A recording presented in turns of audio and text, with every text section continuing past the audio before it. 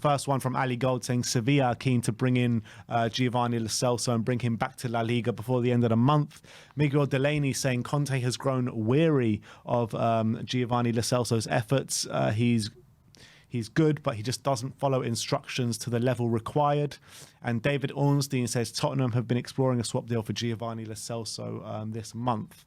So 3 reliable sources all talking about Lo Celso leaving. And Dan Kilpatrick obviously just saying as well, as we just spoke about that. Yeah. They're saying that Lo Celso is one of 3 players we're desperate to offload. Yeah, exactly. So all four reliable sources talking about it. But what's interesting is the Miguel Delaney one saying that that Conte thinks he's good, but he just doesn't follow the instructions to the level required. Yeah, that seems an odd one for someone like Lo Celso, for a player like for Lo Celso's quality to not be able to do that, because Lo Celso, especially I remember under Mourinho, especially pre-lockdown under Mourinho, was a player who not only had good quality, good dribbling ability, and all that kind of stuff, but was very much putting a foot in, very much willing to make tackles and put in the hard yards for the team. So the fact, since then though. It has, but the fact that he's saying that he's grown weary of his ability to follow instructions, that does surprise me a bit. But look, as I've said before, Lo Celso is one of the players that since he came back from injury, Conte's been looking to use him, and he's talked him up as well, in quotes, hasn't he?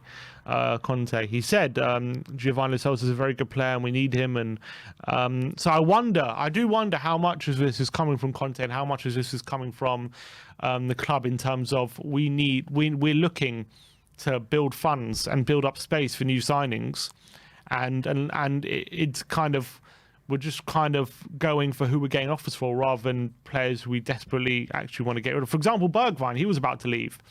And now Conte kept talking him up. Exactly. Now that's changed because he had a good game. That's changed, and all of a sudden we're keeping him. So I wonder if Lo Celso is a similar thing. It's kind of like he's a player we're getting an offer for. It's not like we're desperate to let him go, but because we're getting an offer for him, it's like, well, maybe he hasn't quite worked out. Maybe we should just let him go and free up another space for someone else. It's a bit of an odd one, but look, if we do get rid of him and get someone else in, Amrabat. If it's Amrabat, then fuck that. But if we are going to get a bit of quality, and I'm not going to sit here and say, oh no, I'm desperate for Lo Celso to stay, because there's no rumours of anyone with any sort of quality coming in. No. Right now in January. No, there's no rumours of anything. So what we're led to believe is that these 3 players are going out, and pretty much no one creative is going to come in. So what's the point? Well, remains to be seen. Remains to be seen. Yeah. We'll bring Harvey White in from the academy. You know what I mean? May as well. Get Dane Scarlett in. Not Dane Scarlett, sorry. What's his name? The other guy. Divine. Yeah, Alfie Divine. We'll get him involved. He's creative. Yeah, Can he be creative? He's in the bloody under 18. Never mind, under 23s. I don't know. Look, I think Lo Celso for me is a player who I thought under Conte could thrive.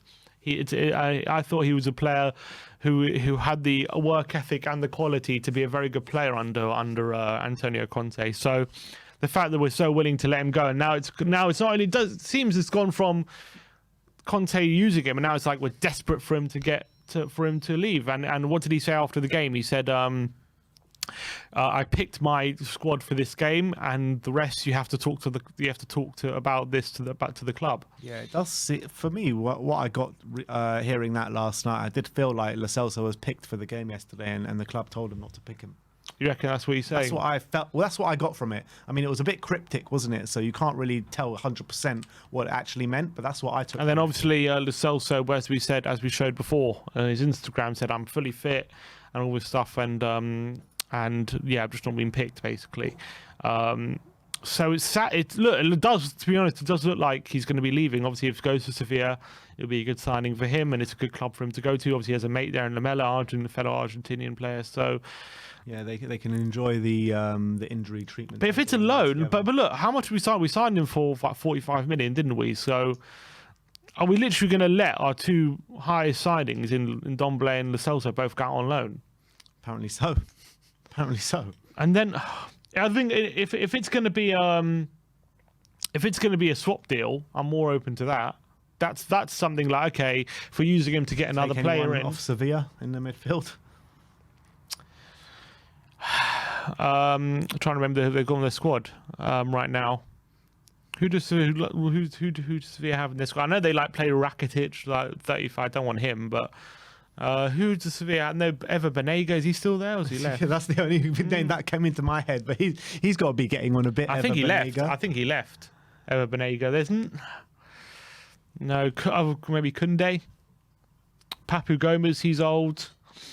Diego Carlos at centre back. I wouldn't want to do that though. Thomas Delaney, the Danish centre mid, is decent, but he's nothing special. I think Ever Banega left, so I don't know. No, not really. There's no one really at Seville that I'm desperate to see come to Spurs. So yesterday they played Celta Vigo, right? They played a 4-3-3 formation. You know what? Who could be one of the players that they're looking at is Diego Carlos. The centre-back, yeah. Yeah, so he could be one, but he's a centre-back. He's not a creative midfielder. Exactly. I wouldn't want to... Also, I don't think he's that good that it's a straight swap or anything like that. It would have to be money coming our way. And Carlos for that deal. Yeah, I mean, I don't know, man. I don't know. If we're going to get rid of these three players and not bring anyone in, we're going to pay for it second half of the season. Look, my stance on Lo Celso, has been I like him as a player. I think he's got great quality. I've always believed that if he did get fit and got a run of games, he'd be a very important player for us. Unfortunately, he's never been able to stay fit for any sustained period of time. And when he does come back, it always seems to be a process with him of getting back to finding a rhythm and getting back to his best. And at the moment, he's not in that period where he's playing very well, and he hasn't been for quite some time. So, as much as I want him to stay and as much as I like him as a player and I appreciate his quality, if we can find a deal, I'm not going to be that against it. But if we're going to sell him without finding replacing him with real passing ability and quality on the ball, then I'd rather roll the dice and keep him than roll the dice and bring in another defensive midfielder. That's my stance on him. I completely agree with that, word for word, to be honest. I really do. But, I've always been a supporter of Giovanni Lo Celso, but at the moment, I think his performances he's making it hard for us to support him, but I know the qualities that he does have. And I'm just wishing and praying that he could have found that form again, but unfortunately it hasn't been the case. And if we are going to get him out the door, there's no point getting him out the door unless we bring someone of his ilk in. And I think it's different to say Ndombele, who obviously our record signing. He's actually played more minutes than he has. So yeah, he has. It's actually crazy to think about. But in terms of Ndombele, obviously he's on 200 grand a week, so I think it's more important we get him out the door than someone like Lo Celso. What is Lo Celso on? I think he's on 70 or something. He's not like our highest earner or anything like that. Yeah. All right. Let's move on.